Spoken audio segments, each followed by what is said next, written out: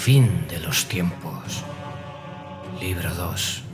La caída de Aldorf, por Chris Wright.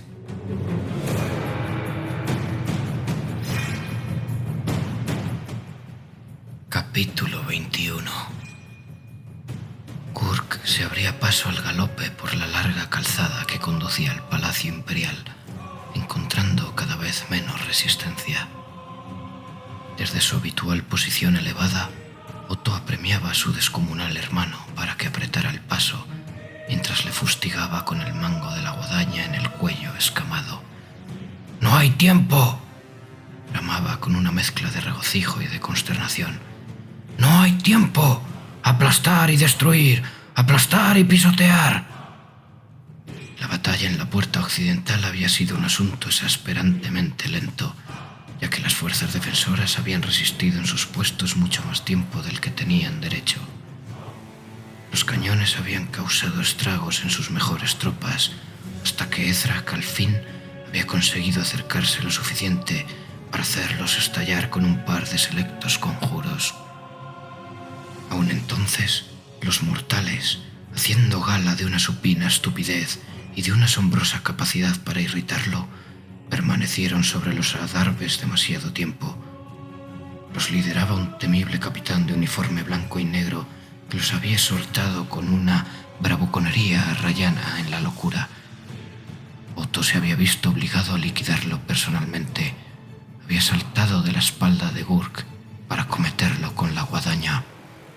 Se había producido un intercambio de golpes en lo alto de la puerta, mientras rayos verdes crepitaban alrededor de la lucha.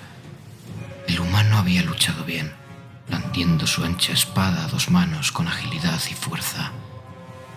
Al final no le había servido de nada. Tal vez Otto pareciera rechoncho en comparación con él, pero sus músculos estaban imbuidos del poder demoledor del padre Nargel. Esta vez ni siquiera había necesitado que Gurk acudiera en su ayuda, y su guadaña había desgarrado el vientre del caballero, atravesando el peto de la armadura como si fuera de agua. Una vez eliminado ese guerrero, la determinación de las tropas defensoras se diluyó y la resistencia comenzó a resentirse. Tiraron abajo las puertas y las mejores y más numerosas huestes de Otto se habían precipitado al interior de la ciudad. Como ya había sucedido en Marienburgo, a ello siguió el glorioso florecimiento de las delicias pestilentes del padre Nargel. La ciudad estaba lista para ello, pues las esporas y el musgo habían comenzado a consumirla y era un terreno fértil para los conjuros de Ezrak. Otto había regresado luego a la espalda de Gurk, mientras la carnicería seguía su curso. Columnas de norses invadieron las calles entronando sus cantos e incendiaron las casas a su paso, mientras que grupos de bárbaros se escindieron de la carga principal y arrasaron todo el barrio ante la mirada de los pequeños demonios que los recibían con alborozo y babeando, sentados en cuclillas en los aleros de los edificios. El resto de las fuerzas defensivas se replegaron, y cada vez que intentaban formar un foco de resistencia, morían a mansalva. Acudieron las tropas de la reserva y fueron aniquiladas. Las baterías de artillería situadas en las plazas adyacentes al palacio fueron eficaces durante algún tiempo, pero no tardaron en caer también. Todo habría sido más rápido si los malditos jinetes no hubieran irrumpido y arrastrado a la mitad de su ejército a una batalla desesperada extramuros. A Gurk le habría gustado dar media vuelta y acabar con ellos personalmente, y solo la amenaza de Ezrak de reducirle el estómago al tamaño de una nuez lo habían convencido para seguir adelante. El combate en la planicie se extendía al oeste de las murallas. Ya podía durar todo lo que quisieran, porque no iba a ser suficiente para distraerlos de su verdadero objetivo. Llegaban al corazón de la ciudad con numerosas bajas, era cierto, pero seguían siendo suficientes para llevar a cabo su divina tarea. Ahora estaban cerca. El palacio trepaba imponente por la oscuridad surcada de llamas, ya recubierto por una capa de retorcidos tallos de enredaderas.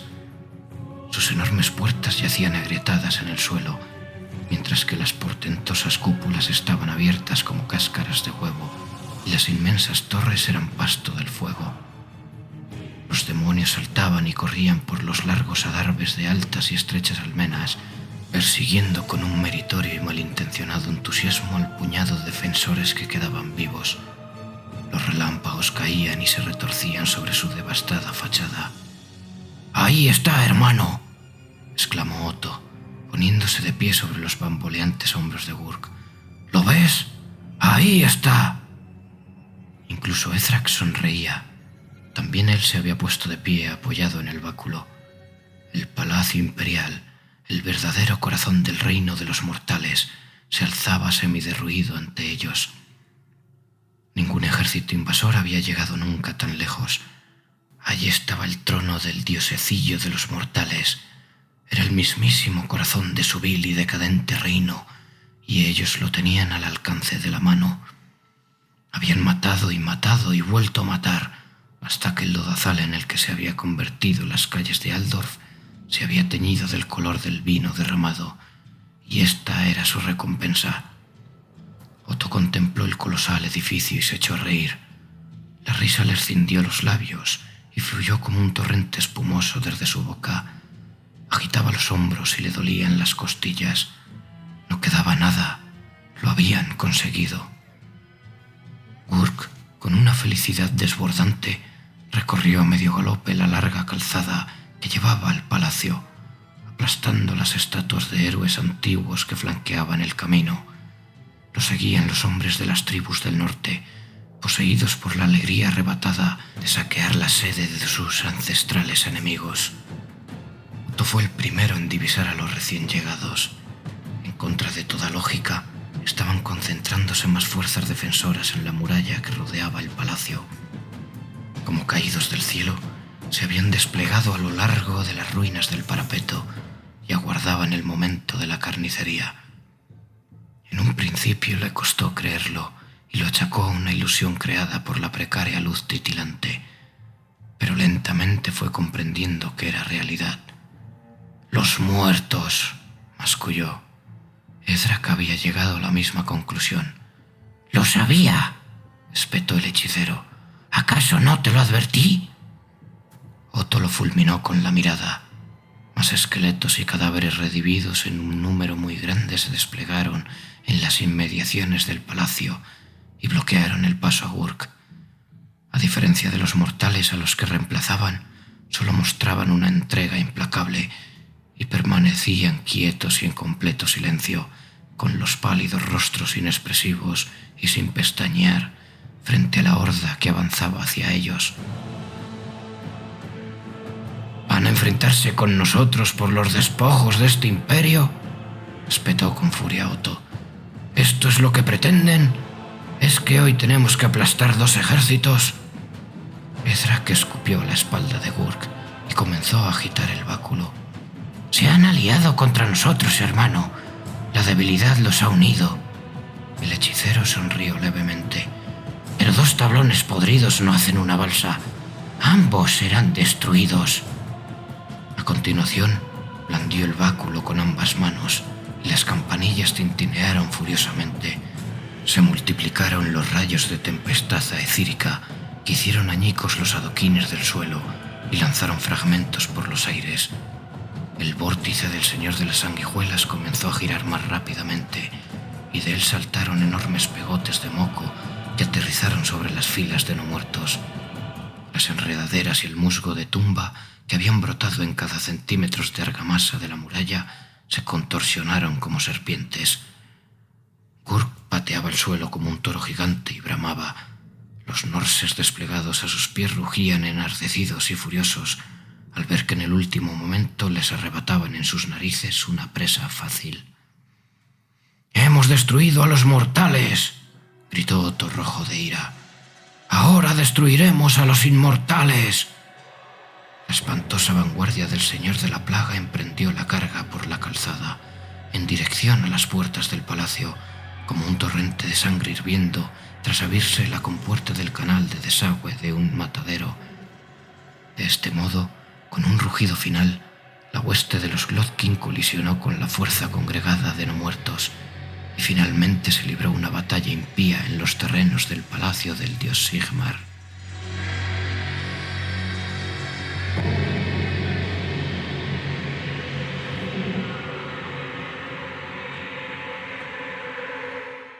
magnitud de la catástrofe era evidente desde varios kilómetros de distancia.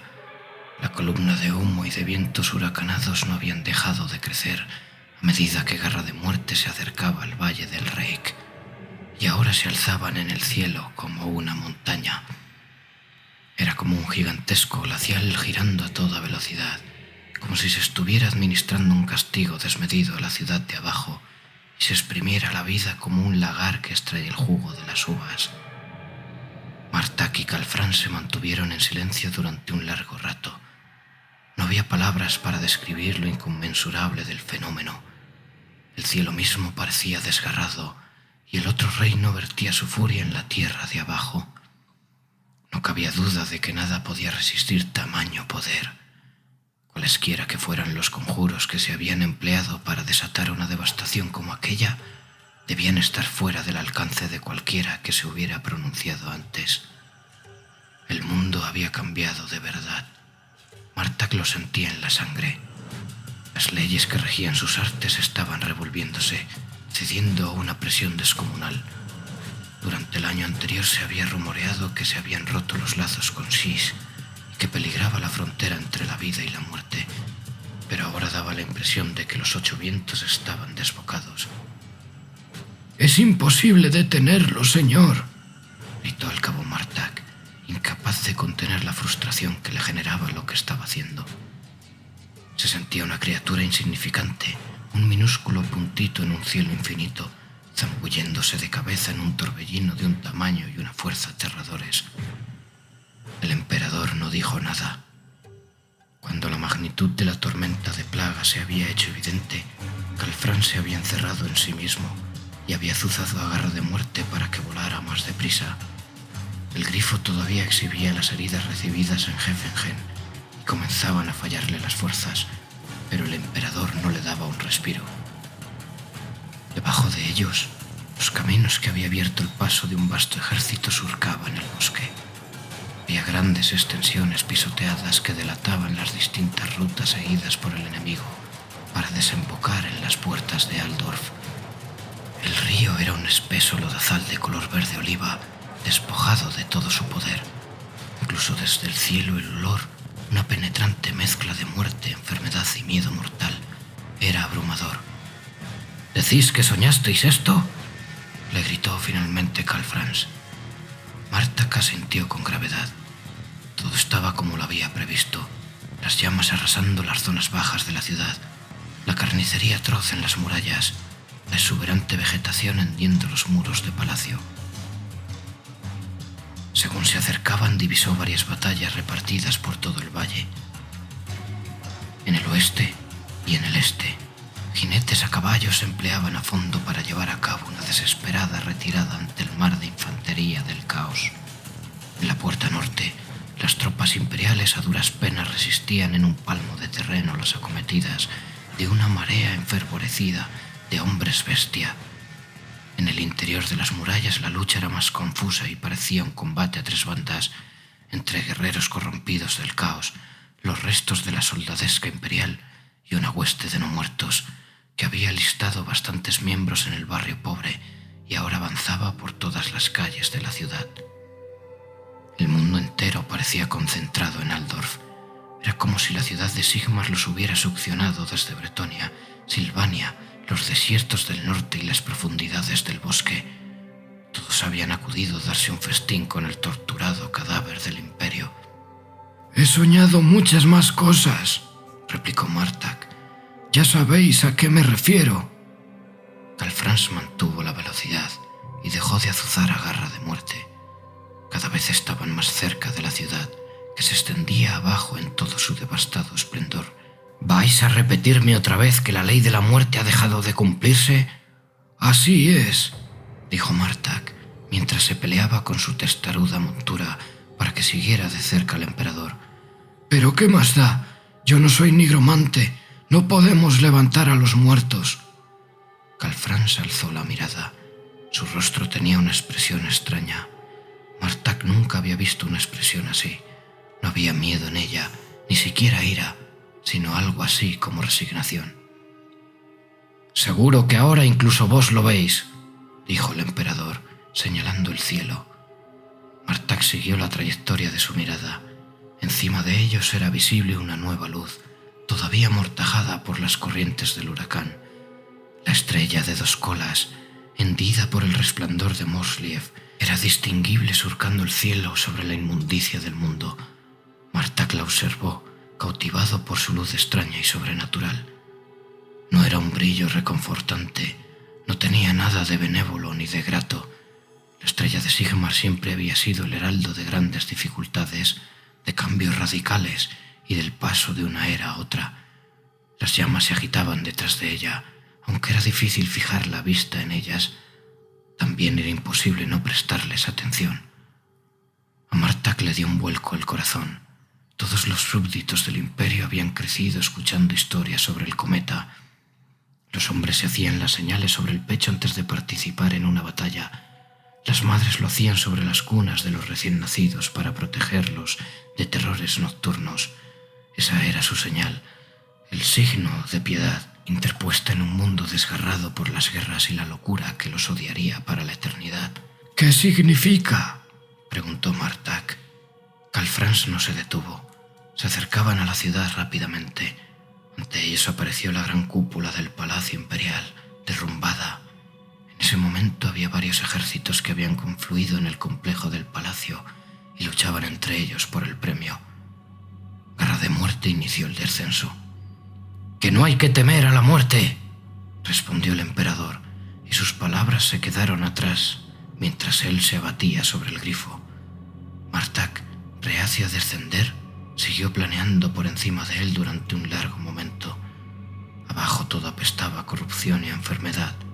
Los gritos se mezclaban con los gemidos del viento de plaga, y la pira de Aldor se alzaba como una fea cicatriz en la piel de un mundo olvidado de la mano de los dioses. «¿Qué significa eso?», masculló, sin decidirse a bajar, incapaz de contagiarse de la alegre convicción exhibida por su emperador. «¿Qué ha visto?». Aún estaba tiempo de huir. Había llevado al emperador a la ciudad, tal como había prometido, y ahí acababan sus obligaciones. Aunque Aldor fuera borrada de la faz de la tierra, todavía quedarían lugares donde esconderse, refugios en las montañas en los que un hombre como él podría salir adelante. Se rió de sí mismo con dureza. Lo cierto era que habían nombrado un supremo patriarca espantoso. «Yo te saqué de la jaula», le dijo al grifo, haciéndole un gesto irónico. «Es hora de que te devuelva a ella». Dio la orden y el grifo graznó estridentemente antes de plegar las alas y seguir al emperador hacia el infierno desatado abajo.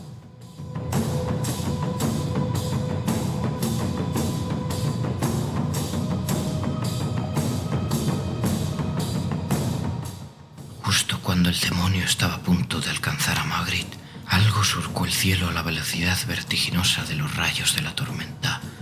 A la hermana le pareció atisbar unas alas, borrosas a causa de la velocidad, y el grito de una voz humana en una lengua que no entendía.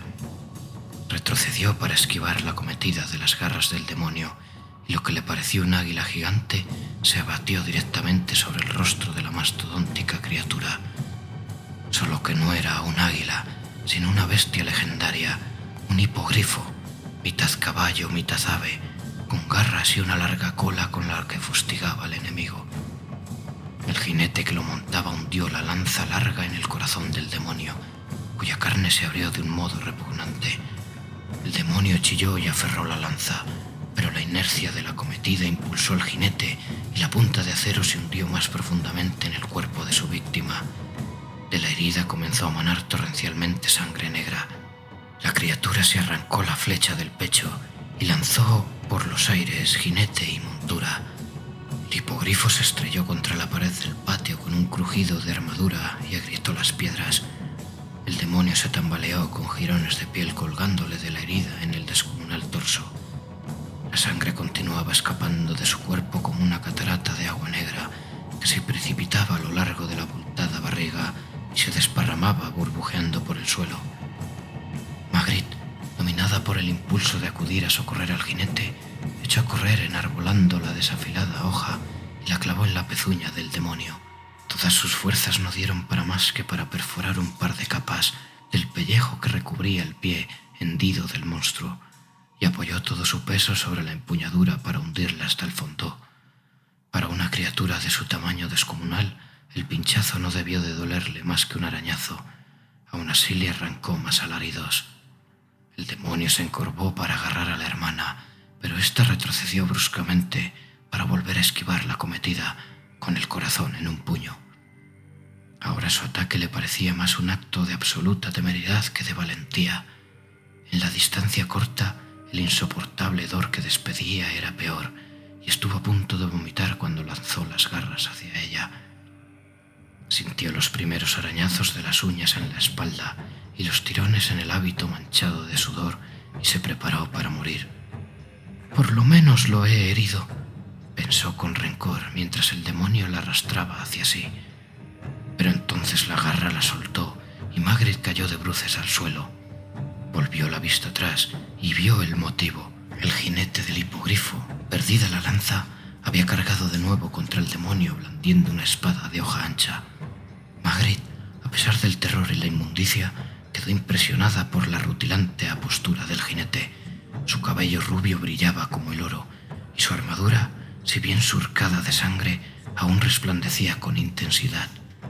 El jinete embistió al demonio, escupiendo palabras desafiantes que sonaban como una música extraña y trazando destellantes arcos con la hoja que culminaba en la carne fofa de su oponente. Se movía a una velocidad endiablada, evadiendo los golpes del demonio y llevando la iniciativa en el duelo con la gigantesca criatura. Su diferencia de tamaño era tan exagerada que casi resultaba cómica. Incluso tuvo que elevarse en el aire de un salto para poder asestar el golpe con el que volvió a hundir la espada entre esas costillas del demonio. Y mientras la fuerza de la gravedad la extraía de su cuerpo, la giró para multiplicar el daño. El demonio, aullando de rabia y de frustración, descargó su propia espada contra él, con una descomunal fuerza capaz de partir la tierra en dos. Pero el jinete detuvo de una manera increíble la hoja con el escudo. Si bien el golpe, con un estrépito de choque de metales, lo lanzó volando media docena de pasos y estuvo a punto de estamparlo contra la pared. Magritte se alejó un poco más del demonio, caminando de rodillas, y buscó con desesperación otra arma, algo que pudiera utilizar para ayudar a ese jinete. Desde otra parte del patio llegaron más gritos de batalla, y la hermana tuvo la vaga y borrosa impresión de que otros demonios estaban entrando frenéticamente por la puerta destrozada y enzarzaban en una batalla con el resto de las hermanas y con los guardias del templo. El demonio de mayor tamaño, sin embargo, absorbía toda su atención. Estaba asestando unos golpes tan brutales al caballero que uno solo de ellos debería bastado para acabar con él. Pero el jinete seguía en pie, luchando y contraatacando con unos golpes frenéticos, y compensaba la diferencia de estatura con agilidad y astucia. Parecía bailar alrededor de la mole del demonio, sin darle tiempo a aplastarlo con sus colosales puños. La herida de la lanzada en el pecho de la criatura seguía sangrando, y era evidente que estaba perdiendo mucha sangre mientras la lucha se prolongaba. El monstruo lanzó un aullido furioso y asestó un golpe de revés directamente al pecho del jinete, quien consiguió interponer el escudo en la trayectoria de la acometida. Sin embargo, la fuerza del impacto le dobló las piernas y cayó de rodillas al suelo. El demonio no pasó por alto la oportunidad y levantó el otro puño en preparación del golpe mortal. Pero entonces el hipogrifo, gritando salvajemente, se arrojó desde el otro lado del patio, se estrelló de lleno en la cara del demonio y comenzó a arañarlo con las garras. Las dos criaturas se engancharon y se sajaron y se desgarraron mutuamente, hasta que el demonio consiguió erguirse de nuevo sobre las abotagadas piernas. Al cabo, el demonio logró barrer el aire con su pesada hoja y acertó en la escápula del hipogrifo, que cayó desplomado. La legendaria bestia, con las alas rotas y perdiendo sangre por el pecho, impactó contra el suelo de piedra con un espeluznante golpetazo y ya no se movió. Sin embargo, había ganado tiempo para que el caballero se recuperara y el jinete se puso en pie, espada en mano y con el escudo abollado sujeto a un lado. Mientras Magritte contemplaba el espectáculo, embelesada y horrorizada a partes iguales, Sus manos encontraron algo. Bajó la mirada y vio que era un recipiente de barro de los que las hermanas utilizaban para transportar el agua sagrada que extraían de los pozos. Por alguna feliz casualidad, estaba medio lleno, seguramente porque lo habían pasado por alto mientras vertían el contenido del resto alrededor del templo. Lo cogió y se levantó trabajosamente del suelo. «¡Señor caballero!», gritó, y le tiró el recipiente. El jinete lo cazó al vuelo con la mano con la que sujetaba el escudo, más por instinto que por otra cosa. No tuvo tiempo para tratar de adivinar qué era ni para protestar, y aquel demonio, atrozmente herido, se abalanzó hacia él con las garras estiradas y la intención de estrangularle. El jinete le asestó un espadazo con el que le segó 2 dedos encorvados y luego lo embistió, se aferró su estómago sajado y trepó por un devastado torso. El demonio intentó quitarse de encima al caballero, pero lo entorpecía su propia espada. El jinete inclinó el recipiente sobre la herida abierta y vertió el agua sagrada en el sangrante estropicio de carne. Inmediatamente salieron disparados enormes chorros de vapor que envolvieron a ambos. Los alaridos del demonio eran ensordecedores mientras se desgarraba a sí mismo y se arrancaba trozos de carne que dejaban a la vista un gran corazón negro.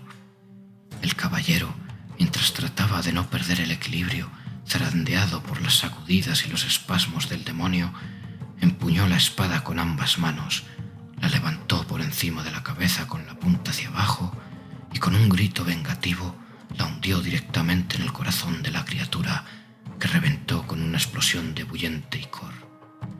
El demonio se revolvió y corcoveó mientras todo su cuerpo sufría convulsiones que agitaban pliegues de grasa y músculos desgarrados. Su cabeza con cuernos daba sacudidas a un lado y a otro, y por poco no empitonó al caballero, que de alguna manera se mantenía sujeto a él mientras giraba la espada y la hundía más profundamente, hasta la empuñadura. Con un estremecimiento horripilante, el forcejeo del demonio fue debilitándose paulatinamente. En su cuerpo surgieron rayos de Aesir que lo recorrieron fragmentando y desgarrando su estructura de carne y huesos. Volvió a lanzar bramidos de puro desprecio, pero esta vez su cuerpo estaba descomponiéndose rápidamente, disipándose para regresar al reino del que había sido invocado. Aún así, el caballero seguía colgado de él y no soltaba la espada. Un estruendoso ruido de explosión resonó por todo el patio, pulverizó piedras e hizo que el suelo vibrara como si fueran ondas del mar. Magritte cayó de espaldas y se dio un fuerte golpe contra el suelo. Se levantó una racha de viento, abrasador como el fuego, y se oyó un largo chillido de agonía. El viento cesó casi con la misma brusquedad con la que había aparecido. Magritte alzó la mirada y notó el sabor de la sangre en la boca. El patio estaba prácticamente en ruinas, sembrado de cuerpos de hombres, de mujeres y de demonios. Un enorme cráter recubierto de lodo ocupaba ahora el lugar donde había estado el demonio, y en el centro estaba el caballero, con los hombros caídos y con dificultades para mantenerse en pie. Tenía la armadura cubierta de espesos pegotes de baba negra. Enfiló hacia Magritte, cojeando, y se levantó la visera del yelmo. Una sonrisa de cansancio se dibujó en su rostro demacrado. Hizo una honda reverencia, demostrando más cortesía con un solo gesto que la que cualquier soldado del imperio le había dispensado en toda una vida de servicio, y se dirigió a ella en respiel, con la voz rota y un marcado acento. «Buena dama», dijo débilmente, jadeando, «un rey os da las gracias por todas las cosas sagradas. Bien hecho».